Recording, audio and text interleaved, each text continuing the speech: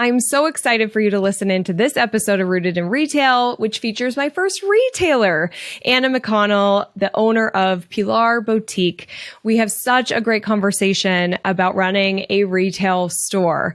Anna is rooted in retail. She started at her mom's store, and she has such great advice on this episode. In fact, I even got emotional when we were talking about something that Anna said that I know is going to really help a lot of you. In this episode, we talk about the power of leadership and how to be a good leader. And Anna has a great book to help you do that and some awesome advice. Anna also shares some really great tips for training your team. I love how she does it. It's something everybody can do that's listening to this, and it will make a big difference because when our team is properly trained, they feel more confident in their jobs. You have more trust in your employees, and that can free you up to work on growing the business or even just taking some time off, which we also talked about. Anna gives some advice for just resting. And I think this is where I got really emotional filming this episode. I think that Anna says something in this episode that's going to make at least one person listening feel emotional and feel like they can take a day off, or a week off, or a month off, or a summer off, which is what Anna did. She took an entire summer off, and guess what? Her sales grew. So we are talking about that, and she just has great advice for our retailers around team and leadership. I also asked Anna about her marketing, and she has a really good way of thinking about marketing. It's really not about one thing. It's about this whole view of everything together. And so we kind of dive into what that looks like. She also has some advice if you're feeling afraid of being on camera. She used to as well, and she'll share with you how she overcame that. In this episode, we also talk about working with your family because Anna started in the retail world at her mom's store and then branched off to her own. And so they still work together today. And she has some really good advice on how they make that work. And we talk about so much more. Like, I just loved this episode, this conversation, and I know you will too. Before we dive in, here's a little bit more about Anna. Right out of high school, Anna began working at her mom's boutique, Cloz to Home. Falling in love with buying, growing the business, and the connection with customers, she had a vision to create a store with a style of her own.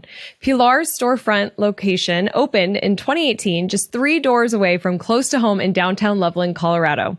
Pilar is Anna's middle name and also the Spanish meaning of pillar or strength.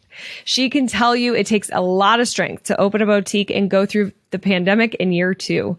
But the shop survived, and her passion for Pilar is stronger now than ever. In July of 2022, Anna opened her second location in downtown Fort Collins, Colorado.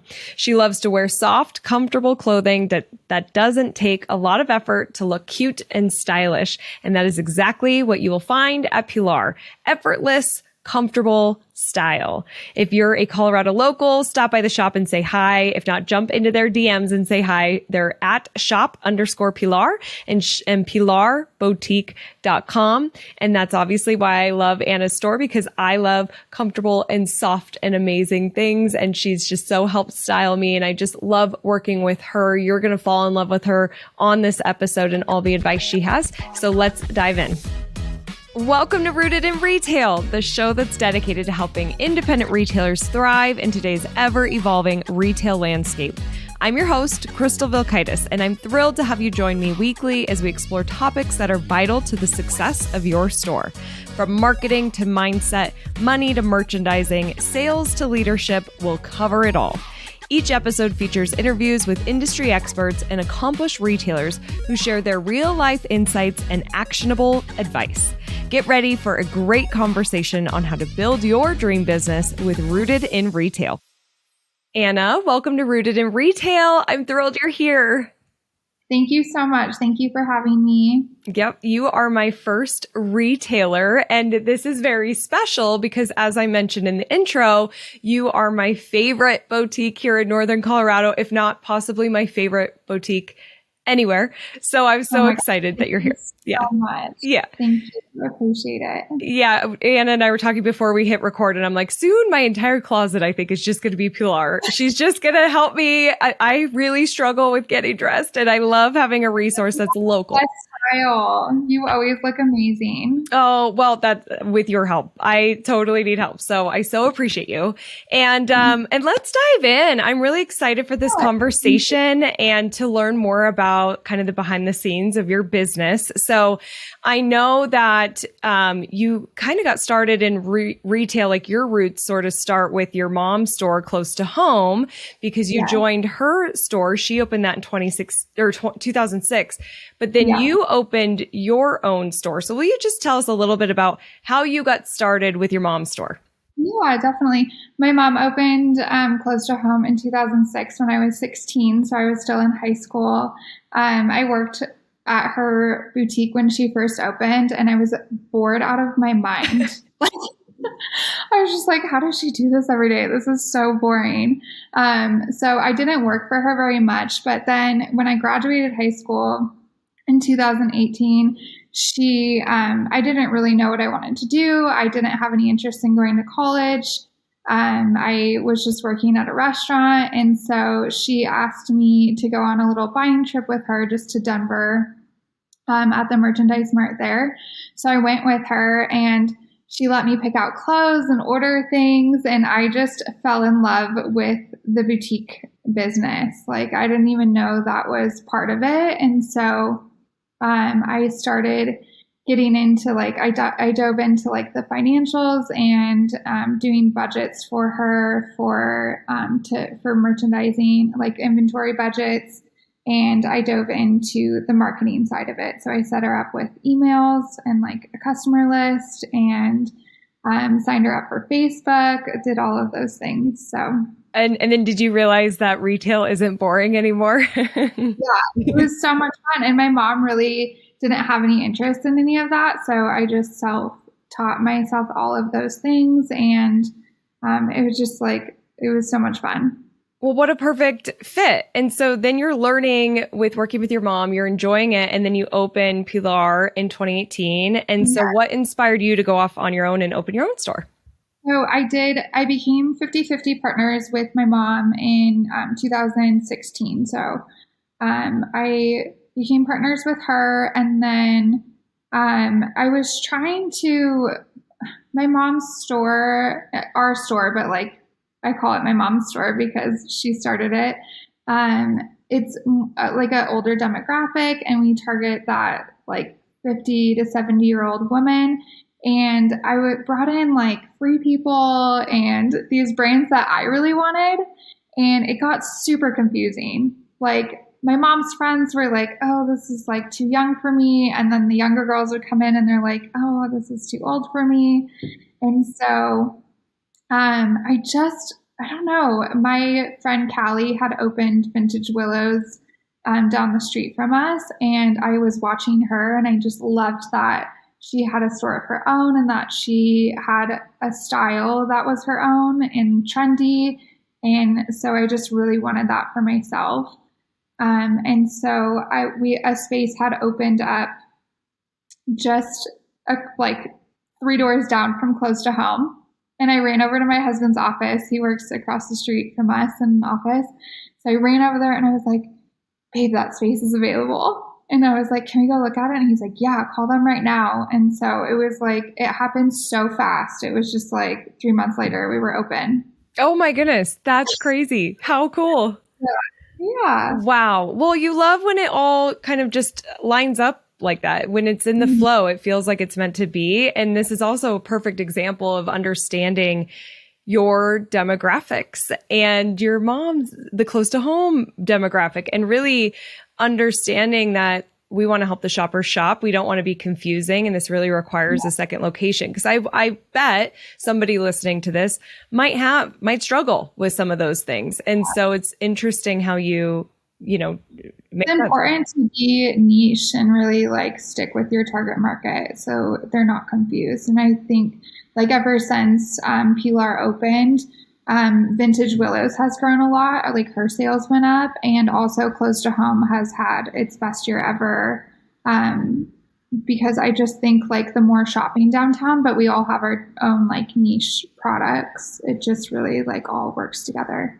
Yeah. Well, I'm so glad that you ladies open these stores in downtown Loveland because I am originally born and raised in Loveland. And when I moved back and I was staying downtown for the first couple of months and I walked into your store and I'm like, this exists in Loveland? Like none of this stuff existed growing up, as you know, too.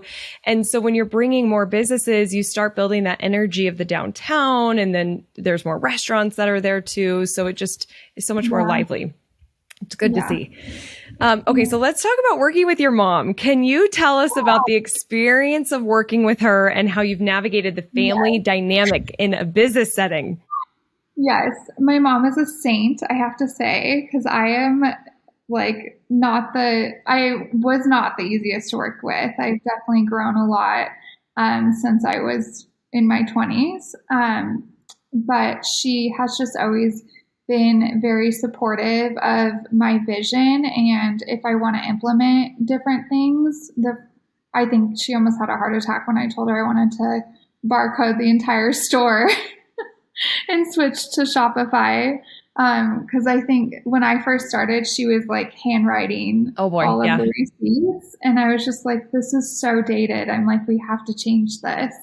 And once I get a vision, it's like, I don't stop until I accomplish that. And so she's just been so sweet and like, she's let me grow, like through the store, and just has been always so supportive. It's hard. Like, it's definitely hard working with your mom. It has its benefits, but then it's also hard because it's like, I want her to be my mom. I just want her to be like my best friend and my mom. But then it's like, we'll have a conflict at work, and then it's just like kind of awkward, and it's like there's tension and resentment. So honestly, I think when I opened Pilar and I stepped out of Close to Home as in the operations, that's really helped our relationship, because she feels like Close to Home's more her store now, that she has like reigns over everything, and then Pilar's more like my space. Totally. Well, and it's sort of a clarity, like division of roles. And even through having that separation with the store, it really creates the division. And we have to have that clarity of like who is doing what, because if we're both doing some of the same stuff, then who owns it and whose fault is it when there is a problem, and who's taking charge? So I could see that really happened. If anyone is in a business where it's like they are in business with their family, and it's not a situation where, like in my situation, I had the opportunity to kind of like step back from that. I just think having those like roles and like having those boundaries and those roles are really important to keep like a good relationship with your family. Totally. So are you doing much with Close to Home right now? And is your mom doing much with Pilar? My mom doesn't do a lot with Pilar. And with Close to Home, I help with, I would say, some of the financials, like overseeing some of like the bookkeeping and just making sure that everything's like afloat. And then we do have an amazing office manager. And so I am in communication with her all the time for like emails to help with promotions, things like that. And then I do help with the buying. Okay. Awesome. Yeah. Hey, real quick, I want to invite you to my in-person marketing conference called Evolve, happening April 26th and 27th in Denver, Colorado at the stunning Gaylord Rockies.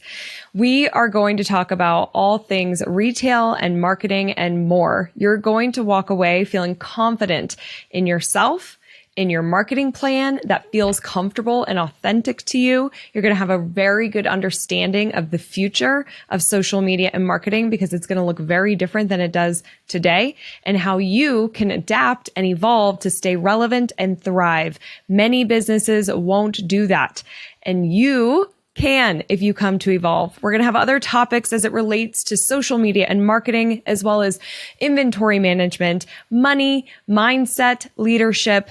This is a packed agenda plus time for networking, meeting new retailer friends, and getting your questions answered from me and my team and our speakers. I'd love to see you in the room. So go to crystalmediaco.com/evolve to get your ticket. Seating is limited, so hurry and grab your ticket before we sell out. I hope to see you there. One thing with financials and buying, we've talked about this. I didn't send this ahead of time, so this is a little off the cuff here, but we've talked about this in store of Management One. And I know that you're using Management One, and they're partners of ours. They're sponsors of our event Evolve. Yes. Can you just talk a little bit about your experience and what you found? Because I feel like they're such a valuable tool to retailers. Oh my gosh, Crystal, I wish I found them 15 years ago. Like, would have saved me so many stressful moments if I knew about them earlier. We just started working with them in October, and we have our own business consultant. We meet with her for each store monthly. So we have a 2-hour meeting with her every month for each location, and we really dive deep into like our analytics, our inventory, and she also helps us with our cash flow planning. Anything that we're overbought in that we need to move, things like that. It's been so helpful. I've really seen Close to Home specifically thrive and grow so much from using them. Pilar, because we just opened our second location, it's been like a little bit trickier to navigate our open to buy because we don't have that history. Sure. But it has just been so helpful to have them on our team. Yeah. I love that you're using them. And I just feel like if I had a brick and mortar, like every brick and mortar retailer needs to use them. It's just going to make you a better store. Yeah. I think especially if someone's just starting out, it's really important. Yeah. So it's worth it. It is so worth working with them. And we'll link to them too in the show notes. So you mentioned your second location. You started in Loveland and then you opened your second location. But before we go there, when you first started in 2018, what were a couple of the challenges that you experienced? Because I'm sure, like anything, when we open a new business, there's a lot going on. So will you share a couple of those things?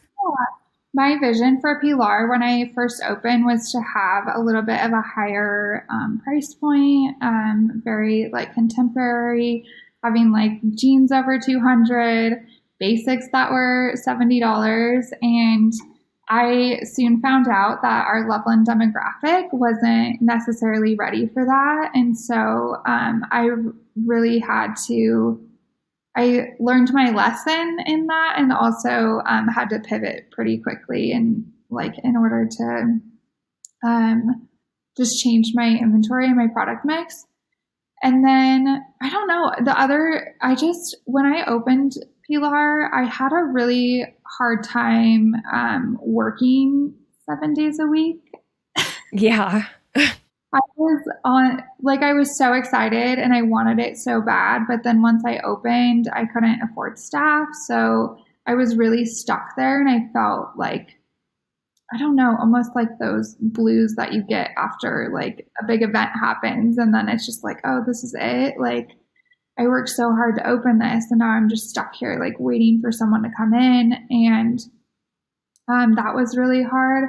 And then year 2, we went through COVID. So I would say my first 2 years of Pilar were absolute hell. Yep. But year 3, just really picked up.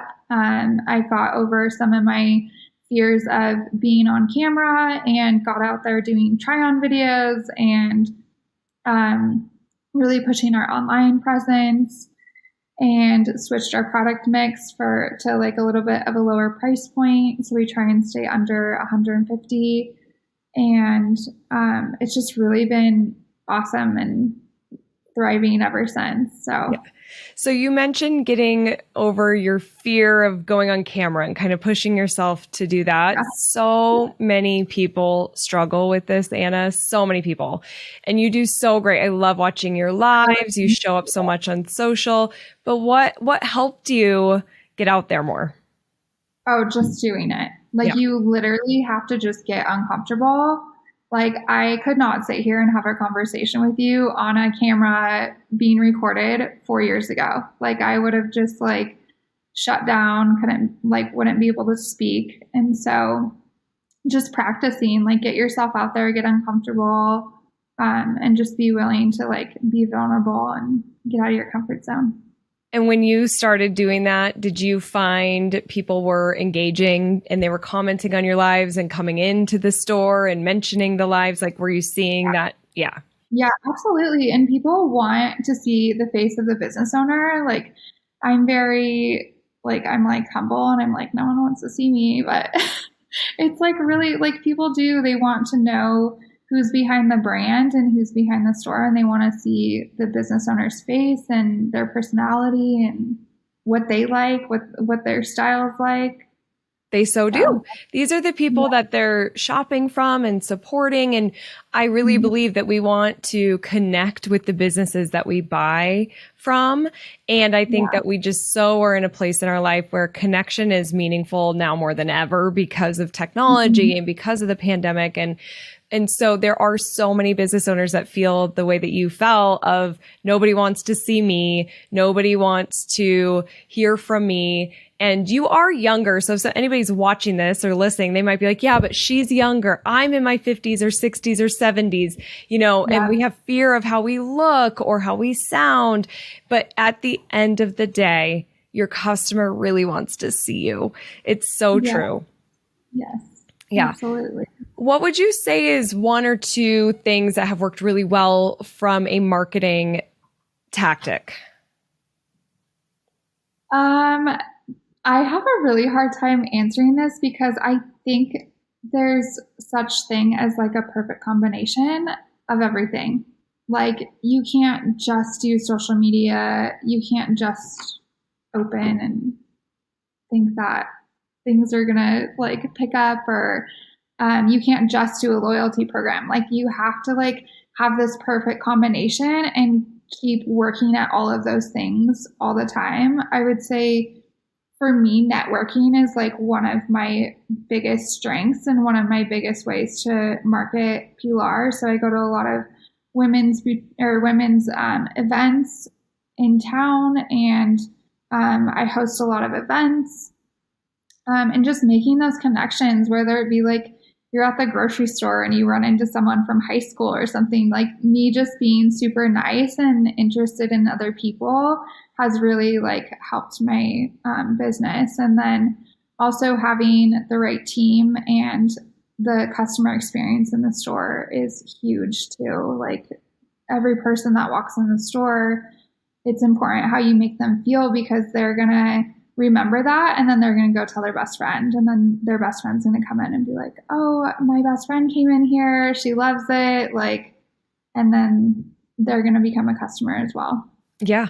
Well, that's so true. It's funny because when I first shopped at your store, it was like my third day back home. I had just moved home, and my friend Christina, who we both know, who's my photographer and local business owner, and I was staying with her. We were staying with her with our two dogs in downtown, like a block from your store. And she invited me to go to the socialites. It was a networking event for women. And I was like, I have nothing to wear. We shipped a lot of clothes. So we went into Pilar, and you weren't working, but I had the best experience with the girl who was working, and she made me feel so comfortable.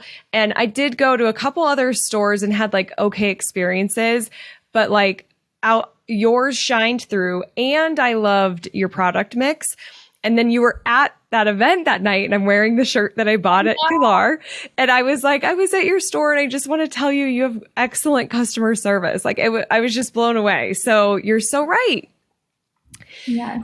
And then I love that you said too, that you have to have a full look on everything. Like, it's not just one thing that's going to drive traffic and sales.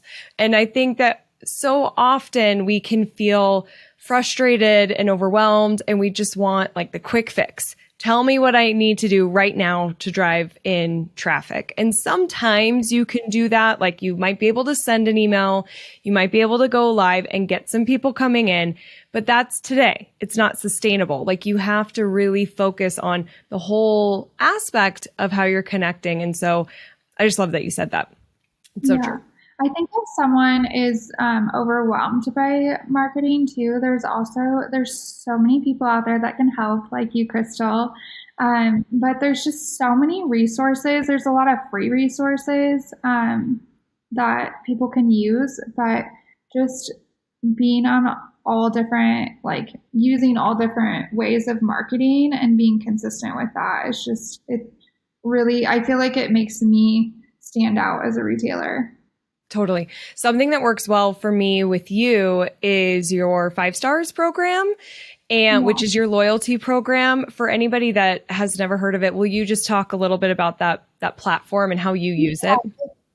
Yeah, it's a loyalty program that's for in-store only, and we have little tablets at our front counter, and a lot of the other boutiques around use it as well. So it's helpful that all of us are talking about it and customers get familiar with 5 Stars. And it's a text message and email based loyalty program. And people can collect points as well. So they collect points for like every $1 that they spend, they collect a point. And then you set up your own point bracket where they can get discounts. And then it also has an automated system, which is really helpful because it takes out the work for us. So like one more thing, like I don't have time to like text all my good customers when it's their birthday and be like, happy birthday, here's $10 to use in-store credit. So it does automated birthday discounts or like first time sign up. If they haven't been in the store in 30 days, it sends them like a little coupon. It's really, really effective.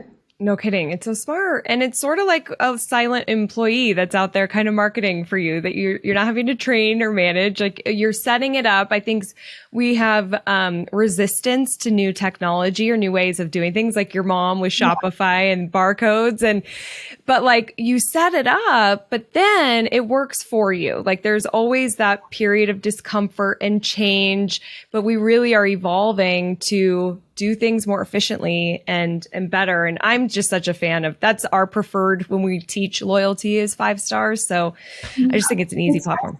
Because they like walk you through the whole setup and they help you set up all your automated discounts that go out. And so it's really user friendly and really easy. Awesome. I love it. Okay. So Anna, you have your 2 store locations. You're in Fort Collins now as of last year, and you're in Loveland. And then you also sell online. So you have e-com and you're managing social. And I know you've got your shop on Instagram so people can buy that way too. What are some of the things that help you get all that done and manage all of those things? I would say delegation. I usually have about like 7 to 8 girls on my staff just at Pilar, and I am very trusting, and I have done a really good job at training myself on how to be a manager and how to train others and help them be successful in their job and their role. And so that way that I can trust them in doing things in the store and the operations. And so I don't have to be all and do all. Right. If you process credit cards, you're going to want to listen up for this resource because it could save you hundreds, if not thousands of dollars a year. It personally saved my business thousands of dollars every single year. The resource is our friends over at Payrock, and they have an epic offer for my listeners. Listen up. All you have to do is send a merchant statement over to Payrock, and they're going to see if they can meet or beat your fees. If they cannot meet or beat your fees, then they're going to send you $500. So if you process credit cards, send a statement, you can make $500, or you could save hundreds, if not thousands like I did. It's worth checking. So go to crystalmediaco.com/payrock, and that's PAYROC, to get that process starting to just send your statement. You guys, I drug my feet for years in sending a statement, and I'm glad I finally did because I'm saving so much money. This is a great offer. I hope they can help you like they did me. Yeah. Keyword here is trusting. That can be a really hard thing, I think, for people to you're letting go of control in a way, right? Like you can train and then here you go. You're in the store and you're running the 2 stores with your team and you're here at your home on interview with me today while you have your stores there operating. But you have to be trusting. Do you have a tip or two that you could share with our retailers from a training standpoint of like, since you've done so well with training your team? Yeah, I would say, I mean, it starts from the beginning, from the interview of setting expectations that you have, and then really thoroughly going through training on day one. I typically work with my girls I try and do 2 weeks on the floor, just depending on how much experience they have had before. I do use Asana, which is like a management, what do you call it? Project management tool? Project management tool. So I had built out like a whole training guideline on there. So every time I train someone, I can go through and check off like, okay, I went through 5-star loyalty with them. I went through how to mop the floor, like all of these things that I have really like in depth written out. And so I can go through and check all those things off. And so that way I know like, okay, I did teach this team member this thing, and if I notice that it's not getting done, then I can like address it right away and just be like, hey, I know we went over this, but do you need some more help with it? And then that way it just they feel like, I don't know, they feel truly understand what they're doing, and I can catch on to like knowing if they do understand or not. Exactly. Well, there's a little room for error when you have everything so mapped out in Asana. Here's every single thing you need to know. So you're not forgetting to teach something. So when it does come up for them, they're like, oh, I don't know how to do this. So you have a lot less error. And I think if anybody is listening to this and you don't have that checklist, and we also use Asana at Crystal Media, I'm a big fan of it. So use that. That's a great free tool. They have a paid option as well. But if you don't have that kind of checklist of onboarding your employee of every little thing that they need, this would be a great time to do that. Yeah, it's so helpful. Yeah.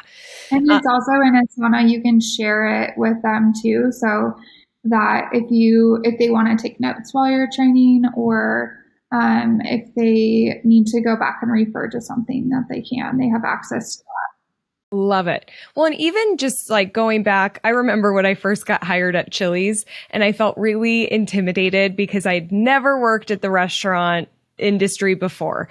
And I took a menu home and I was studying everything. I want to know everything about what comes on every single item and really learn it because I wanted to feel confident in my job. I didn't even think about the fact that, you can share it, take it home, and your team can be going through it for those people who just really people want direction. People want exactly, this is what is expected of you. This is how you're going to be successful. You know, I am guilty of this. Sometimes I'm like, just go ahead. How would you do it? And I give kind of free reins. But then it's like, well, where do I start? What do I do? And they're almost set up for failure. So you really have to have that structure so they can feel confident. Yeah, definitely. I think it just brings so much clarity to the relationship as well. Totally agree. And communication is huge as also. Like, I think just having really good communication with my staff, letting them, like, they can text me if they have questions. If there's anything that is bothering me, if I just address it head on and talk about it, even if it's uncomfortable, it just helps our relationship so much. And I think my team appreciates when I do that, and it just helps them grow. For sure. I think conflict that I struggle with this majorly. Like if there's something that I just don't want conflict, I don't have the uncomfortable conversation. Pauline, who's on my team, manages a lot of that for me because it's so not a strength. I'm like, oh, I'll just move on, or, oh, I'll hope they don't do it again. I'm not a good manager in that sense, but I see how Pauline will work with our team and how she does. She'll just confront it right away. So there's no time to marinate in that. And like, it keeps you up at night. Yeah, exactly. Yeah. It causes that resentment. And you don't want that. Like, let's just handle it and let's move on. And so I feel like for the retailer who is like, Anna, awesome. Keep doing that. For the one who's like me, if you can just start being more comfortable with that, because it will save you a lot of discomfort down the road. Yeah. And then when you get into a place where you could hire a Pauline, like I did, and have a manager who has some of those hard conversations, then you can do that too. But it's critical to the success. Yeah, I think it's something that you can get good at too. Like, I haven't always been good at the confrontation or discussing things that make me uncomfortable, but the more you do it, the more you practice, and the more you are like, okay, this, like, if I say it this way, it comes across a lot easier than, and like better than if I was just like, hey, can you stop being on your phone? Right. How do you say it then?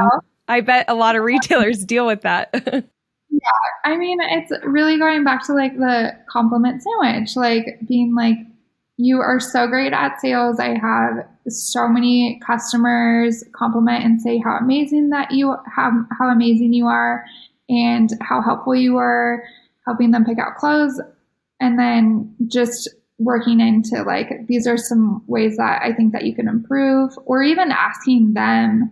I think asking them sometimes, like if they feel like they can improve in certain areas, they usually come out and say, I could probably be using my time more wisely while I'm at work. And so letting them like say how they could improve sometimes works too, because then it's like, it's not actually coming from me. Like, they know where they need to improve. Yeah. And they're making a commitment to me as they say it. Exactly. There's some accountability. They have some of the solutions. Let them be the problem solver. I love that.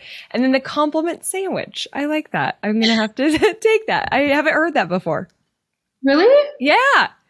No, I thought it was just like a normal thing. But yeah, if you like give them a compliment and then say something that you aren't liking or that you need changed, and then you say at the end, like, but you're doing a great job. Yeah. Got it. That's such a great tool. I love it. Yeah. Anna, what advice would you offer to somebody who is interested in starting their own store? This is a hard one because I want to be positive. I know that it's such a dream when someone has a dream and they want to open a store, it's like that dream is so powerful. But I also want to say run. Like, retail is one of the hardest industries to get into. It is so hard. There's so many puzzle pieces to it, and it's really like you're being an accountant, you're being a manager of a team, you're being a buyer. Like, you have all of these hats, and when you're starting out, you're not going to be good at most of them. Like, if you want to open a boutique, you're probably really good at shopping or putting outfits together, but are you good at your QuickBooks and your numbers, And so, my biggest advice for someone that wants to open a store, though, is know your numbers. Like, that's going to make or break you for sure. Yep. And there's so many resources out there now. Like, I wish the resources that I use now, I wish that I had 15 years ago, because there was a lot of years that I didn't pay myself and my mom didn't pay herself. And so, if you're going into business for yourself because you want that lifestyle of like making your own hours and building a career for yourself, then it's so important to know your numbers and use those resources and get help to be able to do that. So good. And we had who I call the Profit Lady, Kathy Wagner, on episode 2 of Rooted in Retail. And she also does management 1, but that was also her key, is you have to know your numbers. You have to. If anybody's listening to this and can agree with Anna on the advice of running, I want you to take a screenshot of however you're listening to this. Okay. If you're in the car and you're at a good place, take a picture of your little monitor that shows the podcast. Take a screenshot of your phone of the podcast. If you're YouTubing, take a picture, and I want you to put it on Instagram. Tag Crystal Media CO go. And however you want, if you want crying emojis, if you're like, yep, run. But I know that there are retailers who probably totally laughed when you said that and could totally agree. And I know at the end of the day, it is worth it. For most people, it's worth it, but it is a lot of work. So you have to be ready. Like you are running this business. Yeah. It's so good. What does the future of Pilar look like, and how do you see your stores evolving and growing in the years to come? Oh, Crystal, I am such a big dreamer. And sometimes I'm like, Anna, just be content with where you're at. You know, like you have 3 stores and we also have a photo studio too. So I'm like, just be content. Like you're good where you're at, but it's like, I can't. Like I am driving around like looking for my next location. And oh, I love it. But I want to have 5 Pilars by 2026, and I want to be able to offer some full-time positions to my team. That's like a big deal for me because I have some amazing girls that work for me, and if I can give them a career out of Pilar, it would just mean the world to me. Oh, I love that. I just got chills. I so see that vision for you. And can you say where are you thinking of the 3rd location?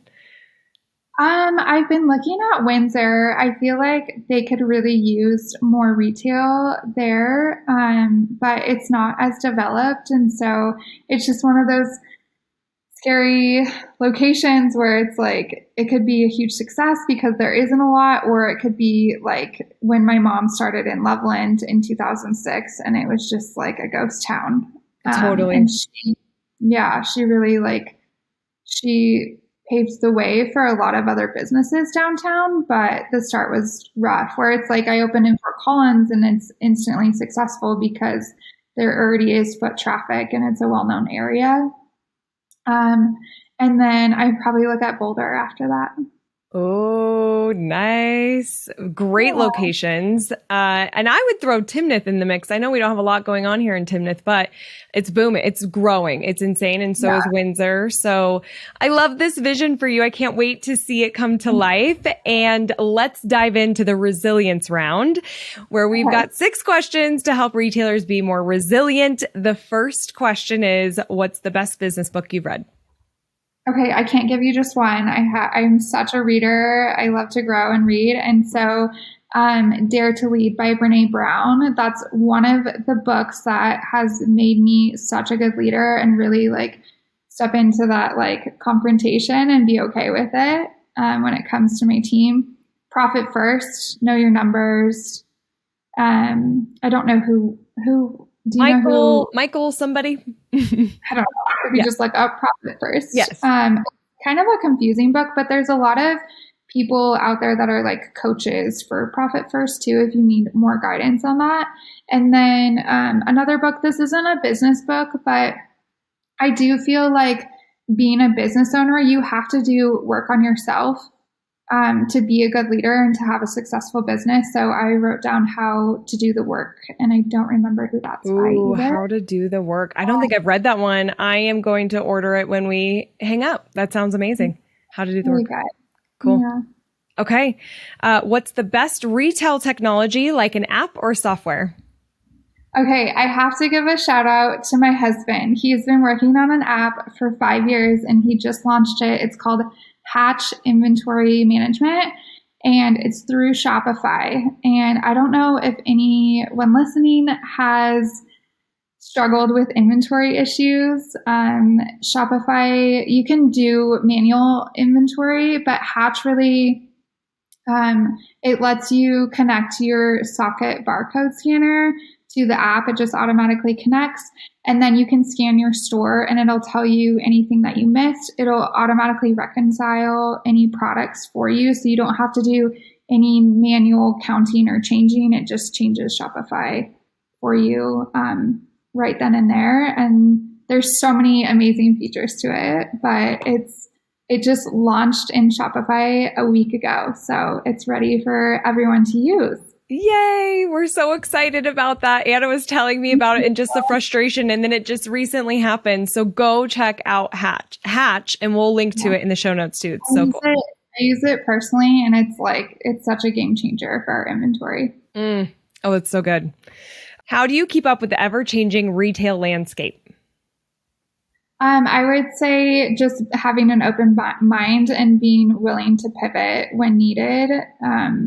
There's just so many things that get thrown at us as business owners. And so just being able to change and pivot is really important. I so agree. You got to adapt. You got to evolve because retail is ever changing. How do you recharge your batteries? I would say delegating to my team has been huge. I have been burnt out many, many, many times in the last 15 years. And so just really delegating to my team and letting myself rest and know that it's okay that I don't have to work 7 days a week. No, you don't. You can't. I mean, it's just not sustainable. You've got to have that rest and we almost feel like we have to have permission, give ourselves that permission to rest, and having that team in place is really going to help. It was it was 2 years ago, I decided to take the summer off of the floor and our sales grew. And then, so that made me realize that I don't have to be there and my business won't fail if I'm not there. So it's okay to take a break. It's okay to not be in your store every single day. I have chills. Again, Anna, I just feel like somebody listened to that right now and was like, whew, almost emotional of, I don't have to do this. I don't have to put myself through this, and my business can still work and it can still grow. Thank you for sharing that. I think a lot of boutique owners probably have families and kiddos, and it's just important. Your kids grow up so fast, so spend time with them and your business will still be there. Yes, it will. To help retailers be strong, rooted in success, what's a foundational best practice for a women's clothing boutique? I wrote down, can I cuss on this or no? You sure can. I wrote down, know your fucking numbers. Yes. It's important. It's so important. And I love that it's double your answer. You say it again, but we amplify it. I love it. It's so true. Every single month, look at your numbers.